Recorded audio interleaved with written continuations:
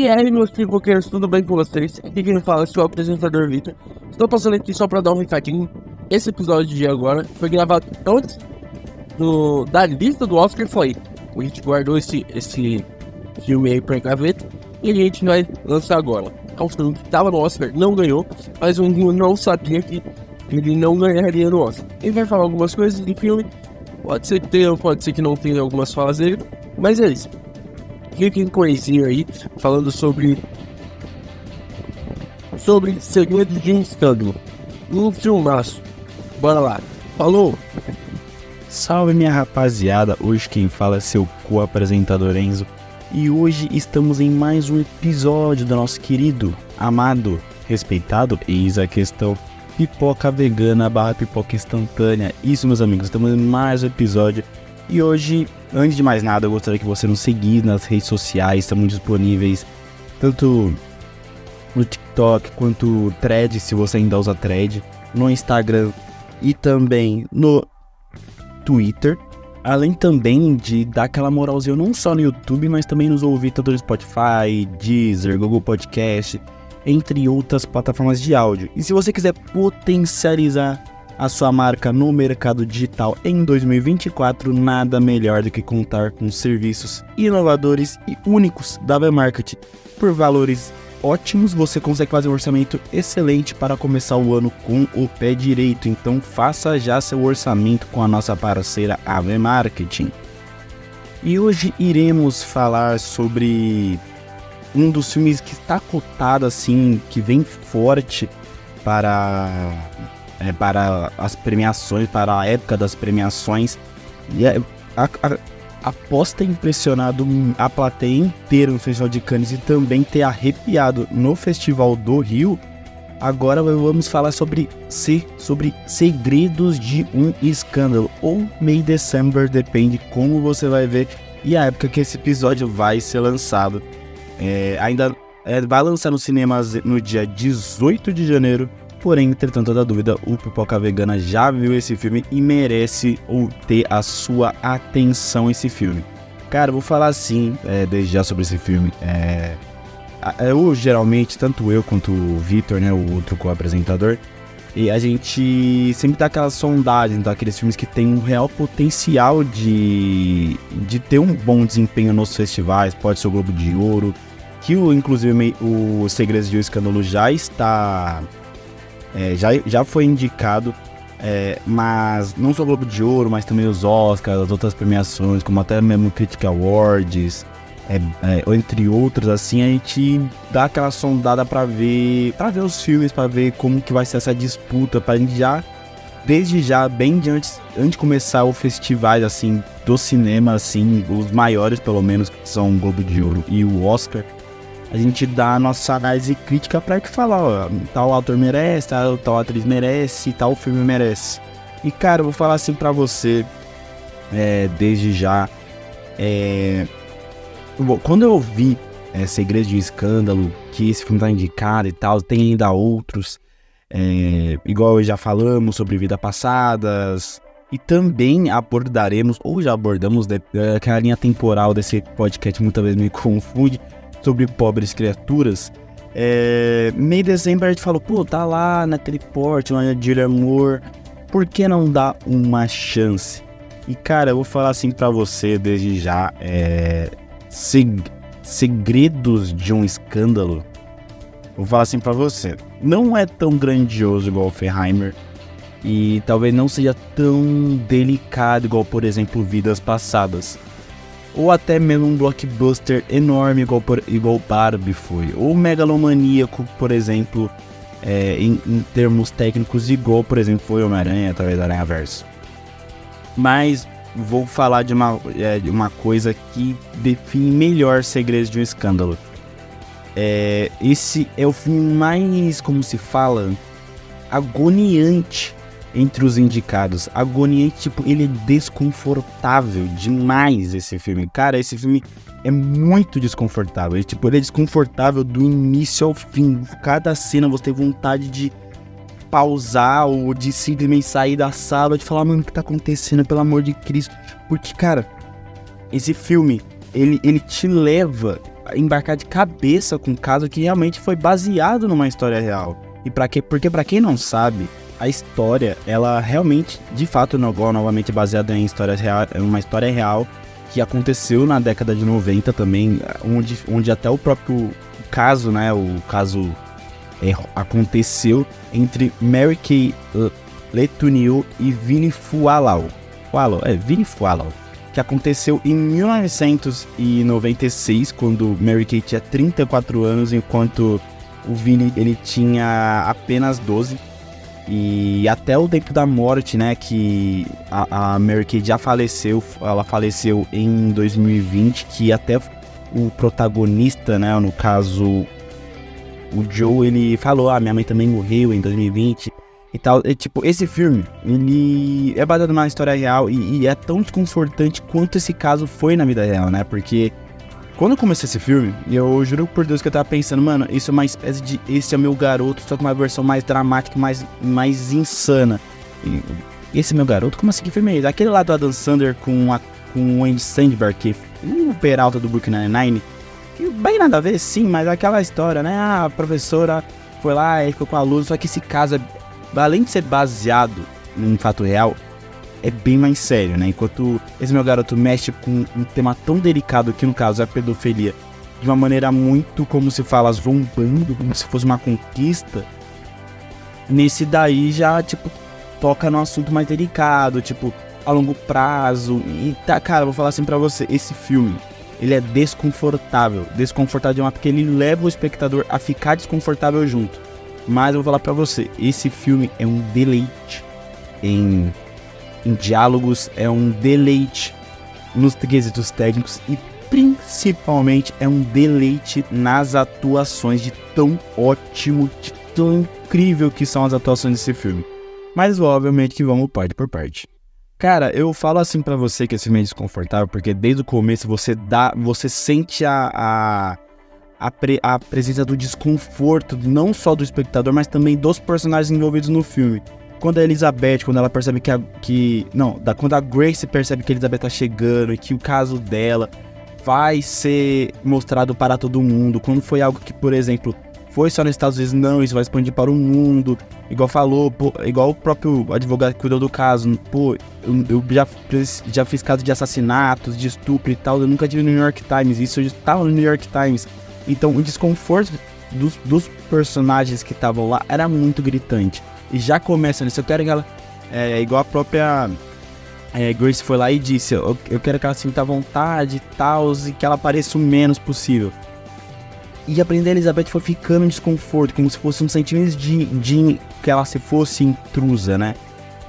Porque ela, como se fosse um parasita, foi se adentrando na família, na rotina da família, do marido, da mãe, até dos filhos também, e justamente no momento que era para ser de celebração, foi um momento de grande revelação, e que meio que floresceu, mas de uma forma, pode ser até de uma forma mais pejorativa, floresceu algumas respostas para casos que estavam completamente desenterrados, que foram se desenvolvendo ao longo do filme.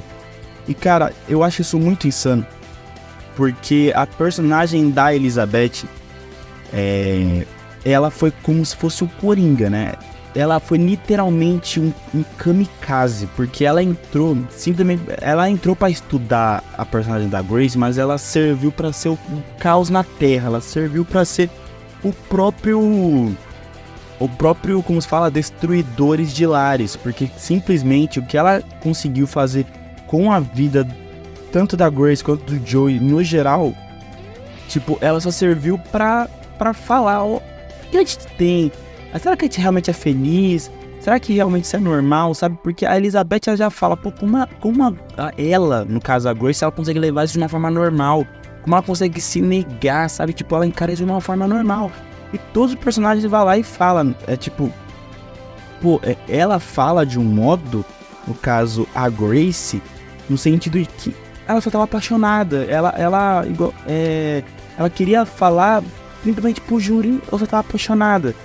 Eu traí meu marido, e daí até o próprio advogado foi lá e disse, mas traição não é crime. mas ela sabia que tava mas ela tentava normalizar algo que até o próprio filme, tipo, propõe esse debate. Isso é algo normal? Isso não é algo normal? O que é normal nesse filme? É o sentimento de você destruir uma relação ou você expor que essa relação não é normal? E esse filme trabalha isso de uma forma muito condizente, de uma forma muito sucinta e que muitas vezes, tipo, promove ao espectador um sentimento agoniante de tensão do início ao fim. Esse filme tem somente naquelas 1h53 1h53 de pura agonia. Você fica, pelo amor de Deus, quando você vai parar? E cara, isso mexe com tantas nuances, vai mexendo com as nuances de cada personagem. É do personagem do Joe, que é aquele personagem que ele mesmo fala, pô, o pessoal acha que eu sou uma vítima. E ele mesmo já fala, não, eu só tava apaixonado pela minha professora foi a única que me notou, porque ele já era meio que responsável pela família, a professora foi a única que notou ele. Tem essa questão dele não se colocar como uma vítima, coisa que a sociedade vive falando que ele era a vítima da situação, mas o filme constantemente vai abordando, será que realmente ele era uma vítima? Será que realmente ele tipo, não tá normalizando isso demais? Será que ele tá errado? Será que ele tá certo? Até a própria Grace vai lá e coloca isso. Você é quem estava no comando. Até a própria Joe diz, mas eu só tinha 13 anos e você... Mas dependente, quem é o chefe? Entende? Ela tipo, coloca isso subjetivo para o espectador. E também a própria personagem da Grace, que era a personagem mais complexa do filme. Você não sabe se ela... Por ter chegado à faixa dos 60 anos, se ela é uma mulher mentalmente estável, se ela realmente encara isso como uma certa normalidade, se ela é fruto de uma ocorrência disfuncional, afinal o filme deixou meio que aberto, se ela foi ou não abusada pelos irmãos dela, porque, né, o filho dela fala, não, foi abusada.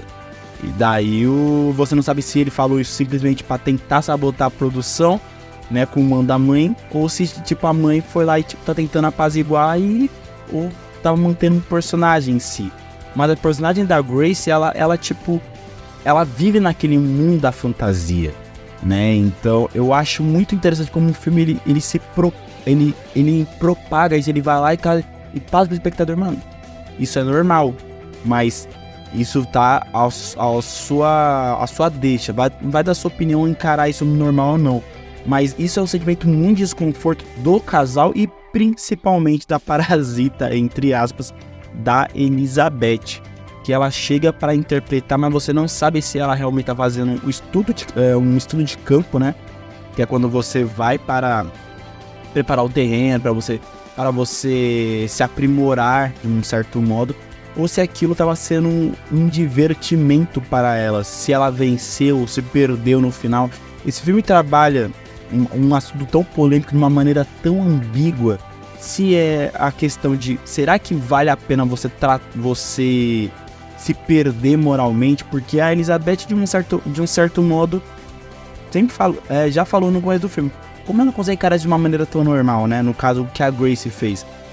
Ele vai lá e fica com o Joe, vai lá e tipo, está presente em momentos que era a presença de família, e no momento você não sabe se ela realmente era um peão, ou se ela estava no comando do jogo, se ela era realmente um peão que a Grace estava apenas controlando, se ela estava sendo tipo manipuladora, ou se ela está sendo manipulada por uma mulher supostamente não tão instável mentalmente. Então esse filme trabalha com tantas ambiguidades que você fica, mano, como assim? Mas é um embarque, é um passeio de uma maneira muito interessante. Não vou falar gostosa, porque pode se... eu acho que nem é o termo correto. Porque se fosse gostoso, não ia ser sobre esse assunto, para começo de conversa. E não causaria tanto desconforto que esse filme causou. Mas foi trabalhado, o diretor Todd Haynes, ele conseguiu transportar uma sensação tão assim agoniante, coisa que o cinema tem que ser, né? Eu valorizo quando os filmes eles vão lá e provocam um momento de reflexão no espectador. E o próprio o Todd Haynes, ele sabe como fazer isso, né? Ele, além de ser considerado um pioneiro do New Queer Cinema, né? Um movimento surge no começo dos anos 90. E seu segundo trabalho dele com a Julianne Moore, já que eles trabalharam juntos em Longe do Paraíso. Pô, ele é o melhor trabalho dele desde Carol, que também se destacou bastante nos festivais. E também, tanto na peneira no Oscar e entre outros festivais, foi o melhor trabalho dele. Ele conseguiu voltar ao destaque, ao mundo dos festivais de uma maneira muito, assim, muito autêntica, no sentido de, tipo, cara, como assim, velho? Tipo, como geralmente, como eu vou falar de um modo polêmico, vamos falar de assunto polêmico, que no caso a pedofilia, de uma maneira que não seja que seja chocante, mas que seja um chocante assistível, que provoque a reflexão de realmente, será que eu tô sendo normal por achar isso de um certo modo fofo, ou será que eu estou errado ou será que estou errado por pensar desse seguinte modo? Então, cara, de verdade, eu acho isso. Eu acho que esse filme conseguiu fazer de uma maneira tão sublime, sabe? Tipo, várias coisas desse filme são complexas, mas o roteiro, em tratar um assunto tão delicado como esse, foi, tipo, a cereja do bolo, né? De uma certa... Não, tá na cereja não, porque a cereja foi das atuações, mas foi a cobertura, né? Tipo, foi o preenchimento desse bolo. E, cara, antes de falar das atuações, eu preciso falar o seguinte: a fotografia e a trilha sonora desse filme, vou falar pra você, tá? É impecável. É porque, infelizmente, eu gostei muito desse filme. E esse filme, ele vai disputar com muitos leões, de um certo modo. O Oscar 2024 vai estar muito gigantesco. E ainda mais porque é muito filme, entre aspas, blockbuster. Vai estar muito filme grande pra disputar. Mas eu acho que, tipo, a mixagem de som desse filme tipo... ela é muito importante para a narrativa dele, sabe? Tipo, a trilha sonora é incrível, a mixagem de som desse filme é fenomenal. A fotografia cada vez mais aproximando da cara do protagonista, para você tentar identificar qual é o real sentimento, se é o sentimento de desconstrução do personagem que até o momento estava julgando e depois foi julgado. Naquele personagem, se realmente ele é um personagem inocente ou não, a daquela personagem, se ela realmente é instável ou não, sabe? Tipo, a fotografia, os detalhes técnicos desse filme, ela faz parte de uma composição muito importante para impressionar o espectador. E isso, de fato, cara, é um filme surpreendente. Esse filme consegue, mano, ser tão minucioso nos detalhes, sabe? Os takes são tão incríveis, de um certo modo tão ambíguo, sabe? Igual, por exemplo, nos takes que o Joe tá cuidando, por exemplo, das borboletas, né? E justamente essa parte foi muito sublime. Essa parte eu achei muito, muito sagaz e muito interessante, essa metalinguagem. Quando, na cena, no dia exatamente em que os dois filhos dele vai se formar para poder ir para a faculdade, a borboleta vai lá, cresce e sai do casulo, que é o semelhante que ele quer dizer para os filhos dele. Sabe, tipo, aquele take, aquela cena, aquela fotografia que, tipo, como se fosse o começo do dia e não fosse só a primeira despedida dele, que era, no caso, a borboleta que ele tava ajudando a criar, e daí, consequentemente, eram os filhos indo embora. Aí bate aquela sensação de, tipo, será que só os filhos que vão embora? Será que ele também não se libertou de uma verdade, para uma certa verdade, que aquela realidade estava encerrada ou não, sabe? Esse filme mexe de uma forma tão incrível, e acho que essa parte final do filme, essa parte que, tipo, foi iniciada do nascimento de uma borboleta até ele se emocionando com a formatura dos seus filhos e simplesmente estarem saindo do casulo, é o que promove esse filme pra mim, é o que transforma esse filme pra mim em uma das grandes obras de 2023, sem sombra de dúvidas. Cara, eu vou falar agora das atuações, que pra mim é a cereja do bolo, e é um bolo que, ó, puta que pariu, é polêmico, mas é gostoso. Cara, vou começar por uma atuação que, tipo assim, tem o Charles Melton, tem a Natalie Portman e tem a Julianne Moore.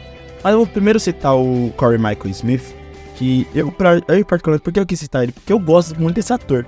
Esse ator, eu gosto dele desde que ele fez Gotham, né? Pra quem não se lembra, ele era o ele era o Charada da série. E eu sempre gostei de como, pra mim, daquela série, é questionável, muitos amam, outros odeiam. Mas eu sempre gostei da atuação dele, como ele, tipo, foi evoluindo do personagem normal até o personagem mentalmente questionável, até ele se assumir como Charada. E nesse filme, tipo, parece a vida pós-Gotham, né? Tipo, a sensação que passa é que esse filme foi, tipo, uma sensação de mostrar o pós da série, né? E esse ator, assim, saindo um pouco da analogia da série, mas agora voltando para Segredos de um Escândalo, cara, esse ator é muito bom. Esse ator, sério, devia tanto ter mais destaque em Hollywood, porque ele é tão bom nesse filme, ele tava tão assim. Você não sabe, você literalmente, provavelmente depois do final do filme, você via como ele e o personagem do George e a Grace meio que se completavam. Será que eles são realmente estáveis mesmo? Será que, tipo, igual ele falou, pô, esse evento arruinou a minha vida. Será que realmente foi o evento que arruinou a vida dele? Ou, tipo, filho de peixe, peixinho tá ligado? Tipo, é aquela sensação. E esse ator é tão bom. Ele, tipo, ele tem uma presença tão, como se fala, sociopata nele, porque ele consegue, tipo, tratar de um assunto tão pesado, de ele transportar uma melancolia de uma maneira tão cômica, uma maneira tão requentada, que eu gosto muito do Corey Michael Smith. E pra mim, toda vez que ele tava na tela, eu pensava, caralho, foda, apenas foda. Dos Sirius, pra mim, é o melhor em termos de atuação. Cara, e bora lá para o trio principal desse filme. Cara, o Charles Melton, eu vou falar a real pra você. Se não tivesse, porque provavelmente vai estar lá Robert Downey Jr. e o Ryan Gosling. Ainda não saiu a lista dos indicados ao Oscar ainda quando tô gravando esse episódio. Mas, assim, é muito improvável que ele ganhe, o Charles Melton, né? Eu acho que vai ser o Robert Downey Jr. Mas, vou falar assim pra você de verdade. O que ele atuou nesse filme foi sacanagem. Sacanagem, irmão. O que ele atuou foi brincadeira. Tipo, na reta final do filme, ele, tipo... Ele invocou uns deuses das atuações. Tipo, falou, mano, agora é com o pai. A cena que ele tá, tipo, questionando a Grace sobre o relacionamento deles, aquilo ali é cinema puro, irmão. Nossa, que você sente pela primeira vez, depois de todo aquele turbilhão que foi o fato dele ter se envolvido aos 13 anos com uma mulher de 36, após tudo isso ele se sentiu pela primeira vez instável e questionando o que de fato aconteceu, porque igual ele falou, a gente nunca falou sobre isso.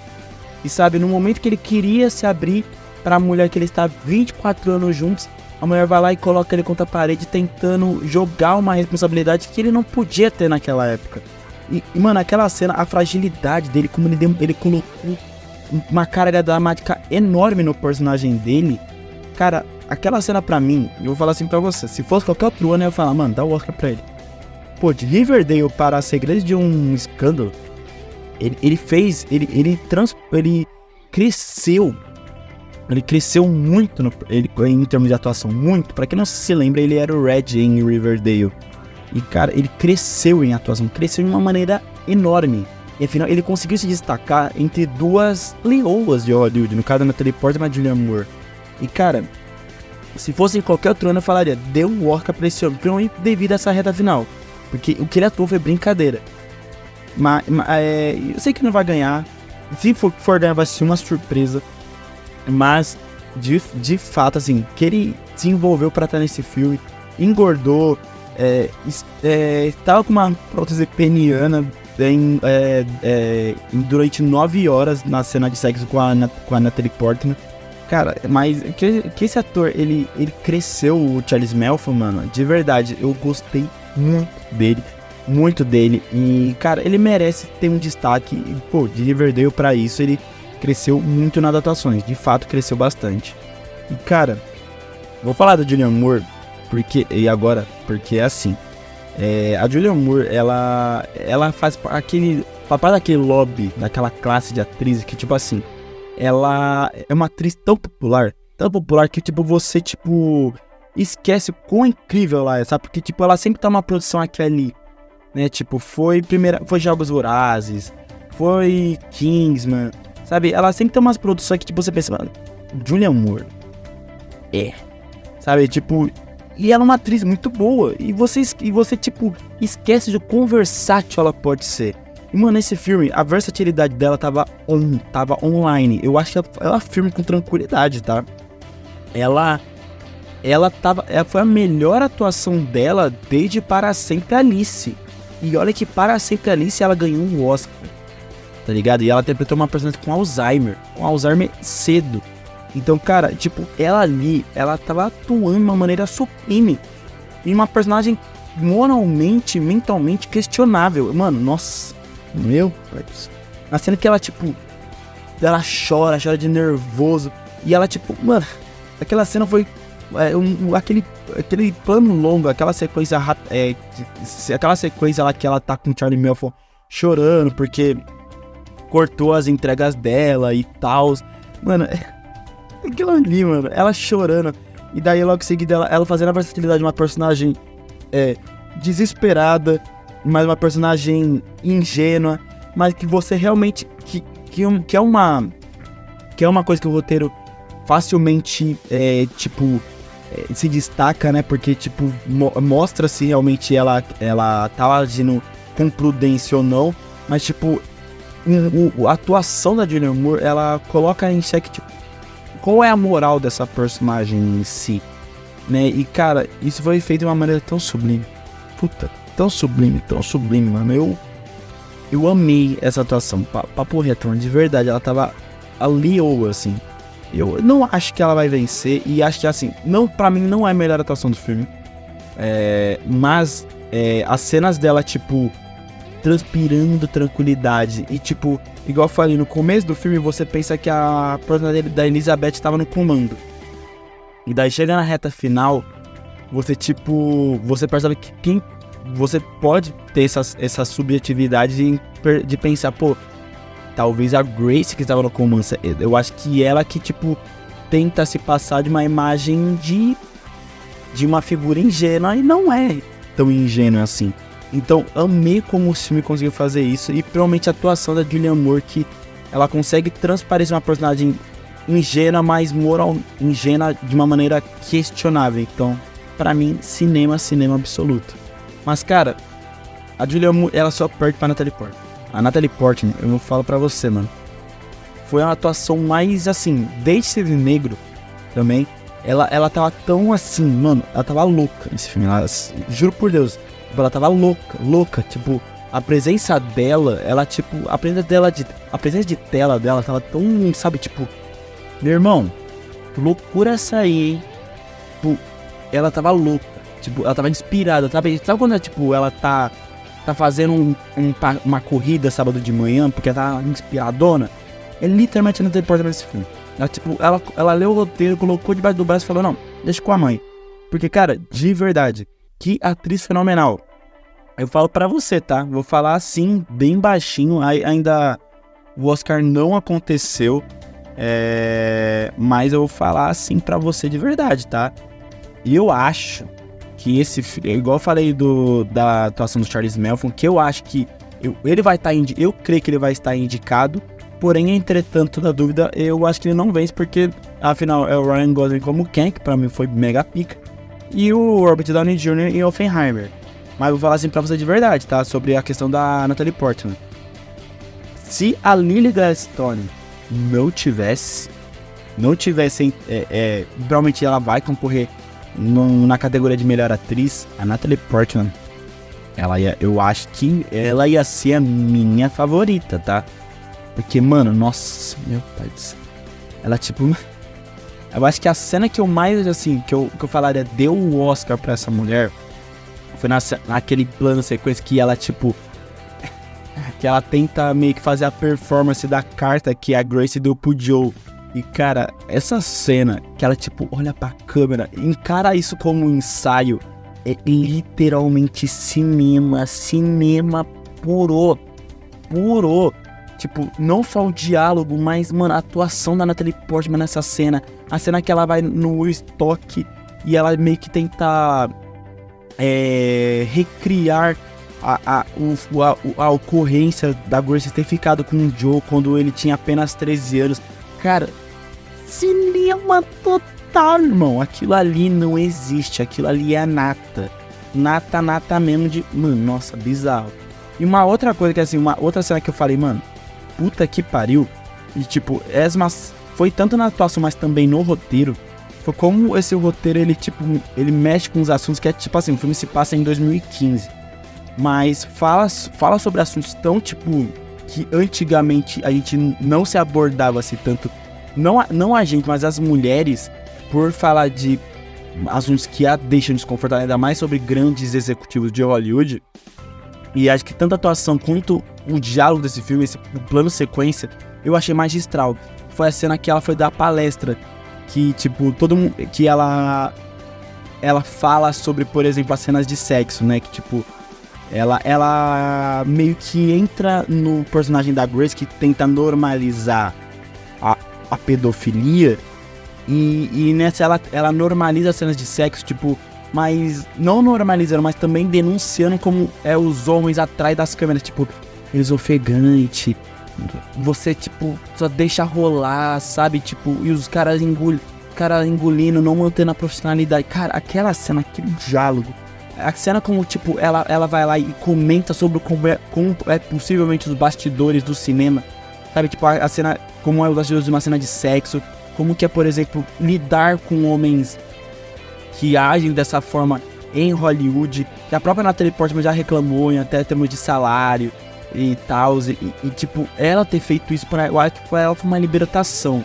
E aquela cena que ela tá palestrando e ela, tipo, fala como tipo, normalizando as cenas de sexo e o sentimento dos homens, cara, aquilo ali, tipo, normalizando entre aspas, aquilo ali, irmão, aquilo ali é nata, sabe? E também, tipo, você percebe se você, tipo, sente um tom mais de desabafo, não só disso, mas também como ela fala, igual a menina perguntou, como você escolhe as personagens? Pô, é legal pegar personagens moralmente questionáveis, que, tipo, te levam a entrar numa área cinzenta questionável, numa profundidade escura. Nossa! E, tipo, você não sabe se ela tá falando da personagem da Elizabeth em si, se ela realmente está falando da Grace em si, por ela tá interpretando a Grace, a Elizabeth interpretando a Grace. Cara, tipo, a desconstrução do ponto de vista dela conforme foi se passando os dias, ela foi anotando as experiências.